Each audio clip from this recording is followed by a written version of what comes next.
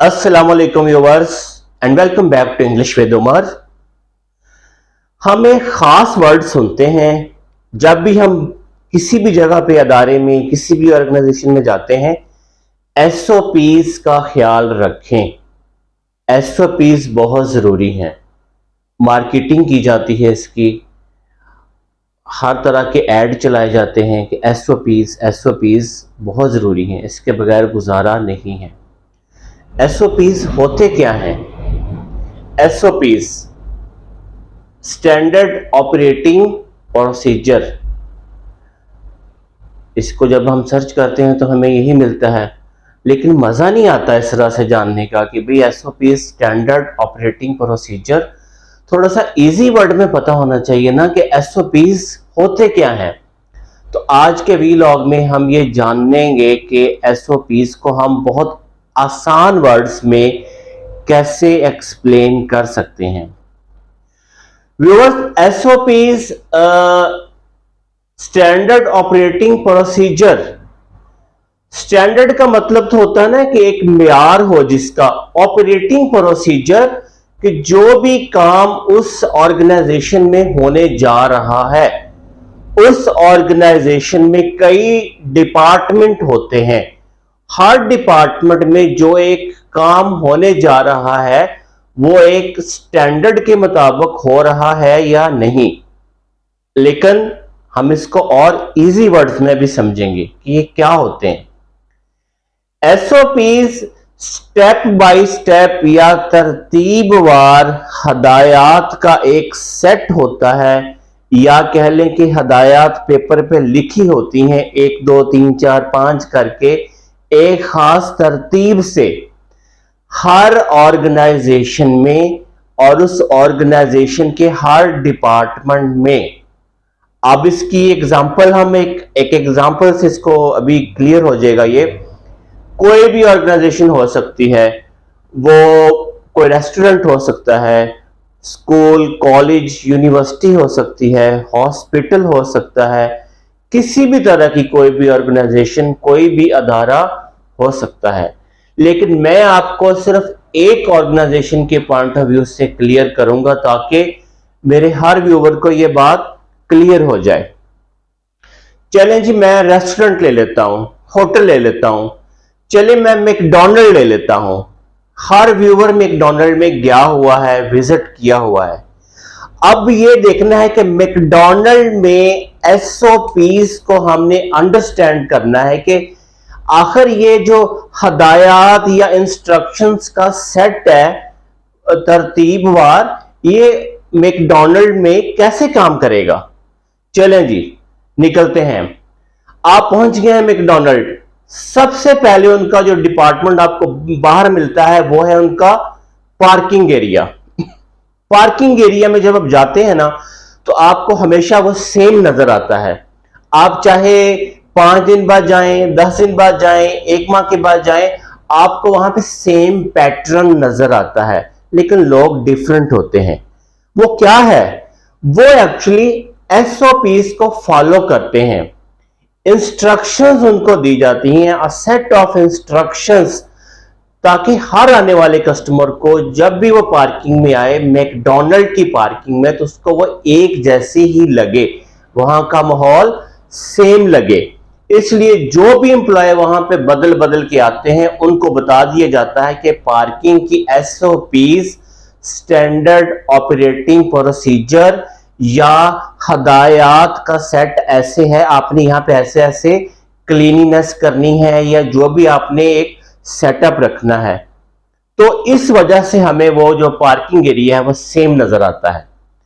इसके बाद जब हम एंटर हो जाते हैं तो हम सीधा जाते हैं जी, रिसेप्शन पे जाते हैं। ये हमारा सेकंड डिपार्टमेंट आ गया या सेकंड पोर्शन कह लें। आपने नोट किया होगा कि रिसेप्शन पे भी आपको सेम, जब भी आप जाते हैं आपको तो याद नहीं होता कि आगे जो क्रू मेंबर है, जो एम्प्लॉय है, पर्सन है, मेल है, फीमेल है, पहले कौन था अब कौन है, लेकिन उनका जो एटीट्यूड होता है, बिहेवियर होता है, वो आपके साथ सेम होता है। इवन कि वहां पे जो मार्केटिंग की होती है, जो एडवर्टाइजमेंट की होती है मेन्यू की, वो भी सेम होती है, उसमें भी कोई आपको खास ऐसी यकदम तब्दीली नजर नहीं आती, एक जैसा माहौल ही लगता है। ये आप कह सकते हैं कि रिसेप्शन या उसे हम टिल एरिया कहते हैं, जहां पे आपसे ऑर्डर रिसीव किया जाता है, पेमेंट ली जाती है, वो भी सेम होता है।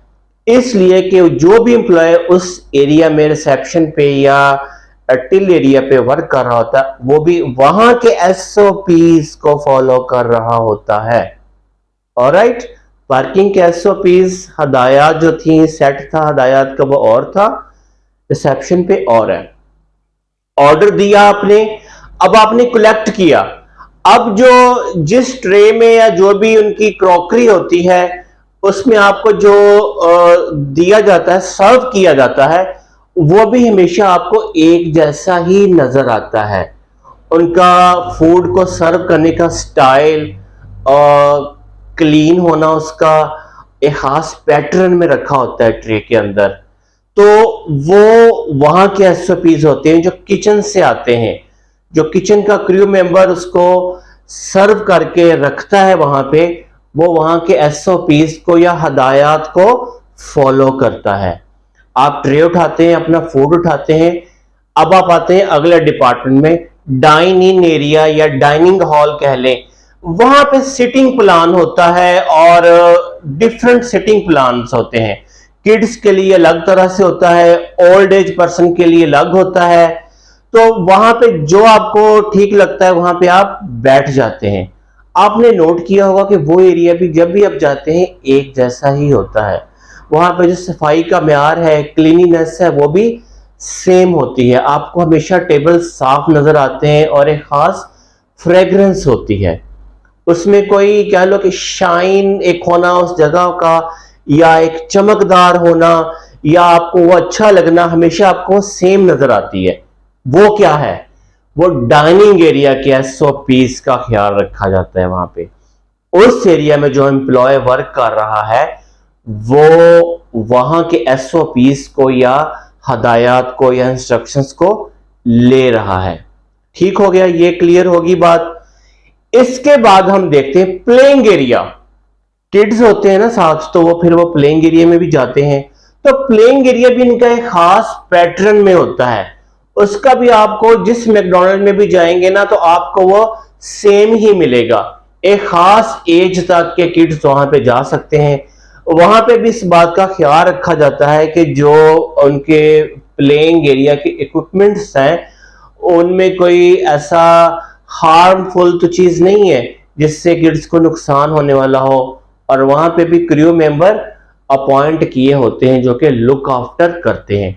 वो प्लेइंग एरिया के एसओपीज हैं, वहां की सेट ऑफ इंस्ट्रक्शंस जो उनको दी गई हैं वो वहां के एम्प्लॉय उसको फॉलो करते हैं। ये एरिया भी हो गया। इसके बाद एक एरिया होता है हमारा ड्राइव थ्रू का एरिया। ड्राइव थ्रू में ये होता है कि अगर एक कस्टमर ने एंटर नहीं होना, वो बाहर से ही फूड लेता है और वैसे ही वो चला जाता है, आउट हो जाता है वहां से। तो वहां पे ड्राइव थ्रू एरिया की एक खास एसओपीज होती है, वो बड़ी मजे की होती है। वहां पे खास एडवर्टाइजमेंट की होती है। आपका जो भी फूड सर्व किया जाता है, जो भी डेली की डील है, बोर्ड साइन बोर्ड्स लगे होते हैं। तो ताकि कस्टमर जैसे जैसे ड्राइव थ्रू एरिया के जरिए उस विंडो के पास या टिल के पास आता है ऑर्डर देने के लिए, तो उसको बता दिया जाता है जी कि ये यहाँ पे ये डील है, ये आज की डील ये है। तो उसको अट्रैक्ट करने के लिए वो एक मार्केटिंग की जाती है। तो वहां का एक खास माहौल होता है जिसको वो ड्राइव करते करते ही बाज दफा अपना जो खाने का ऑर्डर चेंज कर लेता है। यार ये डील आज की तो जबरदस्त है, तो ये ले लेते हैं। तो वो होते हैं ड्राइव थ्रू एरिया के एसओपीस। वहां की हदायत के मुताबिक एम्प्लॉय वहां पे वर्क करते हैं। इसके बाद हमारा जो आ जाता है वॉशरूम कह लो या टॉयलेट एरिया कह लो या रेस्ट रूम्स कह लो, इनको डिफरेंट इसके नेम होते हैं। वहां पर जब आप जाते हैं ना तो वहां की भी एक खास बात है कि हमेशा वो आपको क्लीन मिलती है और वहां पे भी एक खास फ्रेग्रेंस होती है। तो वो उस एरिया के एसओपीज होते हैं या सेट ऑफ इंस्ट्रक्शन होता है।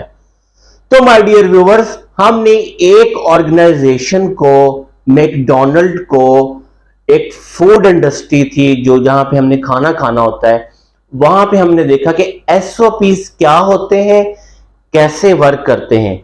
मैकडॉनल्ड के डिफरेंट डिपार्टमेंट्स में या डिफरेंट एरियाज में एसओपीस कैसे कैसे वर्क करते हैं, यह आपने सारा इसको गौर से देख लिया।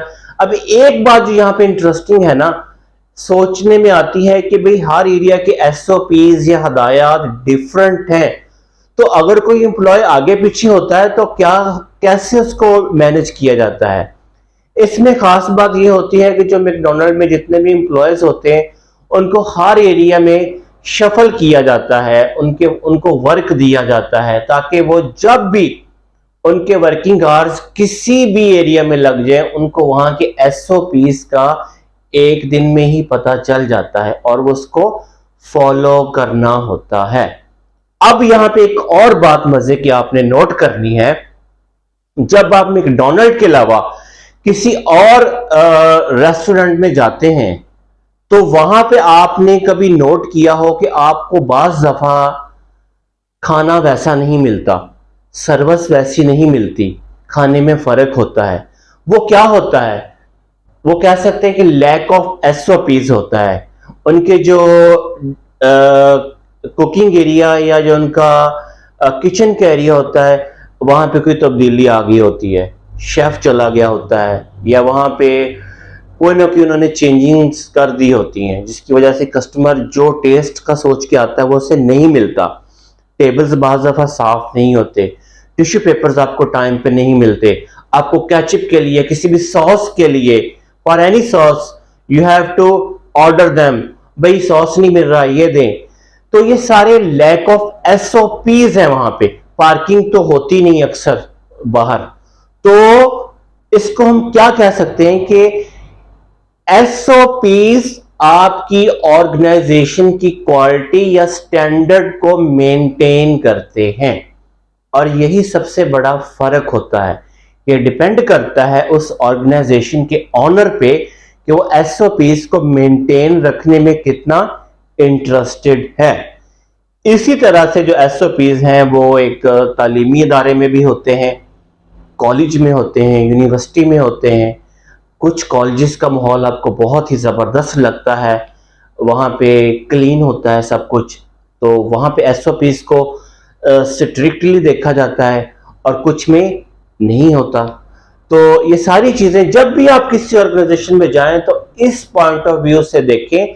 जहां पे आपको कोई कमी लगती है तो आपको फौरन समझ आना चाहिए कि वहां पे एसओपीज में कमी है।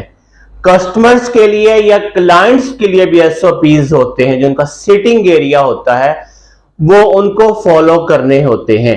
जब आप एक जगह पे रेगुलर जाते हैं तो आपको पता होता है कि भी हमारे एसओपीज ये हैं, हमने खाना खाने के बाद अपने टिश्यू पेपर्स या जो बाकी चीजें उनको फ्लोर पे नहीं फेंकना, हमने उनको डस्टबिन में फेंकना है, ये टेबल के ऊपर ही रखना है। तो आज का वीलॉग एसओपीज को बहुत इजी और सिंपल वर्ड्स में एक्सप्लेन करने के लिए कैसा रहा, आपको कैसा लगा, कमेंट कीजिएगा। और सब्सक्राइब अगर आपने मुझे अभी तक नहीं किया तो सब्सक्राइब भी करें। मेरे लिए आपका सब्सक्राइब करना ही मेरी मोटिवेशन होगी। और वेट कीजिएगा नेक्स्ट व्लॉग का। मिलते हैं नए टॉपिक के साथ। Thank you.